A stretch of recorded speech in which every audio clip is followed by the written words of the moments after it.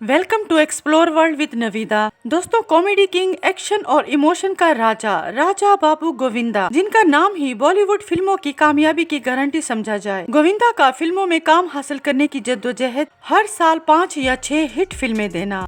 किस मशहूर अदाकारा से ये शादी करना चाहते थे और उन्होंने जब शादी की तो 4-5 साल तक अपनी शादी को क्यों छुपाए रखा, और इतने कामयाब अदाकार का करियर किस वजह से मुतासिर हुआ। इतने हंसने हंसाने वाले गोविंदा इतने रूड क्यों हो गए कि उन्होंने एक डायरेक्टर को थप्पड़ जड़ दिया और शूटिंग छोड़कर चले गए। ये सब जानने के लिए वीडियो के एंड तक हमारे साथ रहें।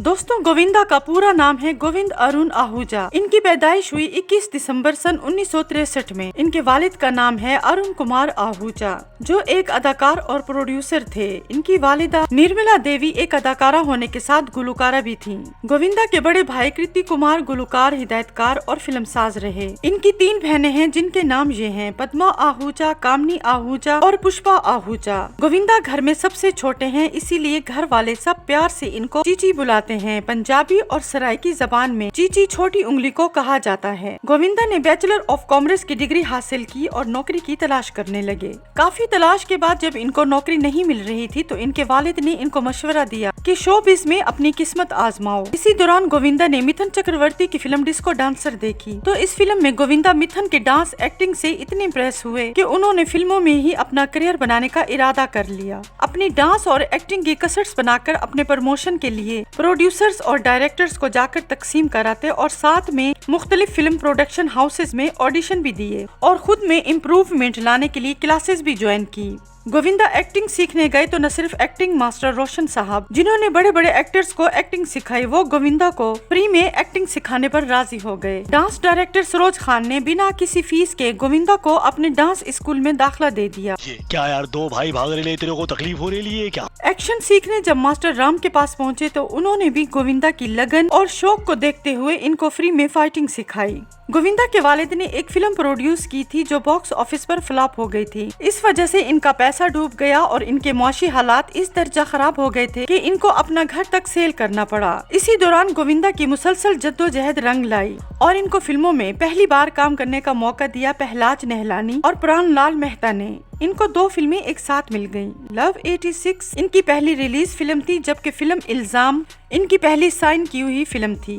लव 86 के रिलीज होने के 14 दिन बाद फिल्म इल्जाम रिलीज हुई थी। इनकी एक साथ आने वाली दोनों फिल्में बेहद कामयाब रहीं। इसके बाद गोविंदा ने एक साथ 40 फिल्में साइन कर ली और रोजाना 6-7 शिफ्टों में काम करने लगे। मगर अच्छी बात ये थी कि गोविंदा की हर फिल्म का सब्जेक्ट अलग होता था। इस तरह शायकीन की दिलचस्पी बरकरार रहती। हर फिल्म में गोविंदा अपने डांस, रोमांस, एक्शन, फाइट का बेस्ट देते और ये 80 के दौर के सुपर हिट हीरो बन गए। सदा सुहागन गोविंदा की एक ऐसी फिल्म है जिसने गोविंदा की शोहरत को 7वें आसमान तक पहुंचा दिया। गोविंदा को अपनी साथी अदाकारा नीलम कोठारी से मोहब्बत हो गई। गोविंदा नीलम से शादी करना चाहते थे और इसके लिए उन्होंने अदाकारा को प्रपोज किया, तो नीलम ने हंसते हुए कहा कि अभी फिलहाल नहीं, बाद में देखेंगे। नीलम के इनकार की वजह ये थी कि नीलम अभी फिल्मों में मजीद काम करना चाहती थी और उनकी तवज्जो अपने करियर पर थी। नीलम के इनकार के बाद गोविंदा ने अपनी मां की बात मानते हुए 11 मार्च सन 1987 में सुनीता के साथ शादी के बंधन में बंध गए। इन दोनों के 2 बच्चे हैं, बेटा यशवर्धन आहूजा और बेटी का नाम है टीना आहूजा। बेटी टीना फिल्मों में शुरुआत कर चुकी है। गोविंदा ने अपनी शादी को 4 साल तक छुपाए रखा ताकि इनके करियर पर असर न पड़े और इनकी फैन फॉलोइंग में कमी न हो। गोविंदा की फिल्में एक के बाद एक करके हिट हो रही थीं। इनकी जोड़ी जिस अदाकार के साथ भी बनी वो सब फिल्में बॉक्स ऑफिस पर कामयाब हुई। जिन अदाकारों के साथ इनकी जोड़ी बनी उनमें चंकी पांडे, सलमान खान, कादिर खान, शक्ति कपूर, अमिताभ बच्चन और संजय दत्त शामिल हैं। दोस्तों, ये बात भी काबिले जिक्र है कि बॉलीवुड के मारूफ डायरेक्टर डेविड धवन ने गोविंदा का करियर बढ़ाने में बहुत मदद की और गोविंदा के साथ इंडस्ट्री में एक मजबूत सतून की तरह खड़े रहे।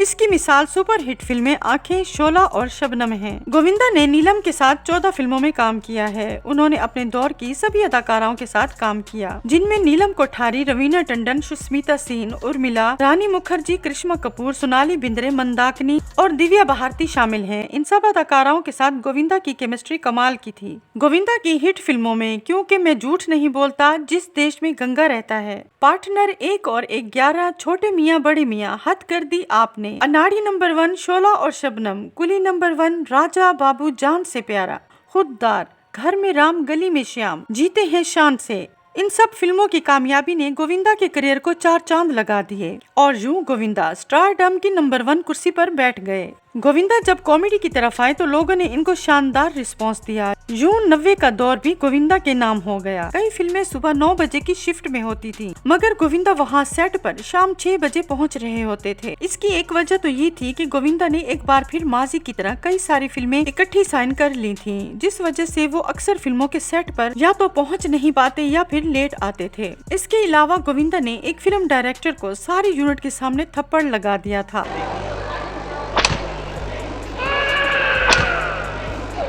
क्योंकि गोविंदा को ऐसा लगा कि इस फिल्म का सीन उनको नीचा दिखाने के लिए बनाया गया था और वो नाराज होकर शूटिंग से ही उठकर चले गए। गोविंदा ने कई फिल्मों को रिजेक्ट भी किया, जिनमें ताल फिल्म के लिए जब सुभाष घई गोविंदा को कास्ट करने आए तो गोविंदा ने कहा कि इनको फिल्म का नाम पसंद नहीं आया, पहले फिल्म का नाम बदलो फिर मैं काम करूंगा। गदर फिल्म में काम करने से गोविंदा ने इनकार करते हुए कहा कि मैं सुपरस्टार हूँ, मैं साइड रोल क्यों करूँ। इसी तरह इन्होंने देवदास फिल्म में भी काम करने से इनकार कर दिया था। ये तीनों बड़े बजट की फिल्में थी और ये तीनों ही बेहद कामयाब रही। यूं कहा जाता है कि गोविंदा को अपने सुपरस्टार रहने का नशा ले डूबा। गोविंदा की फिल्में फ्लॉप होने लगी, जिनमें तकदीर का तमाशा, अपमान की आग, मनी है तो हनी है, लूट, life partner, do not disturb, ये सब फिल्में बुरी तरह फ्लॉप हो गयी और कहा जाता है कि गोविंदा अपने अनप्रोफेशनल बिहेवियर की वजह से डायरेक्टर्स और फिल्म मेकर से दूर होते गए। गोविंदा भी ये बात अच्छी तरह समझ गए थे कि इनका करियर मुतासिर हो रहा है, जिसका इजहार उन्होंने अपनी प्रेस कॉन्फ्रेंस में भी किया। दोस्तों, क्या आप ये बात जानते हैं कि गोविंदा ने सियासत में भी कदम रखा, बम्बई की एक भारी सीट जीती, मेंबर ऑफ पार्लियामेंट बन गए।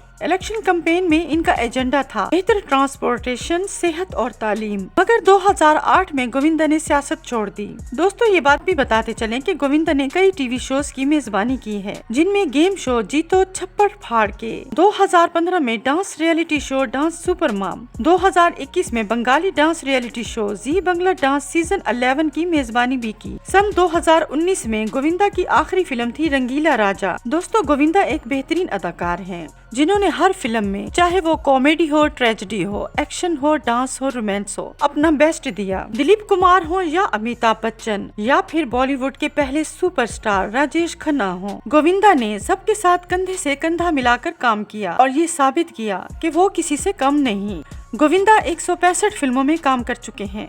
दोस्तों, ये थी हमारी आज की बायोग्राफी। अगर आप गोविंदा के फैन हैं तो उनके लिए एक लाइक और कमेंट करें और ये बताएं कि आपको उनकी कौन सी फिल्म सबसे ज्यादा पसंद है। वीडियो को ज्यादा से ज्यादा अपने दोस्तों के साथ शेयर करें। मजीद अपने पसंदीदा अदाकारों के बारे में जानने के लिए चैनल को कर दें सब्सक्राइब। मिलते हैं नेक्स्ट बायोग्राफी के साथ, तब तक अपना ढेर सारा ख्याल रखें। Thanks for watching.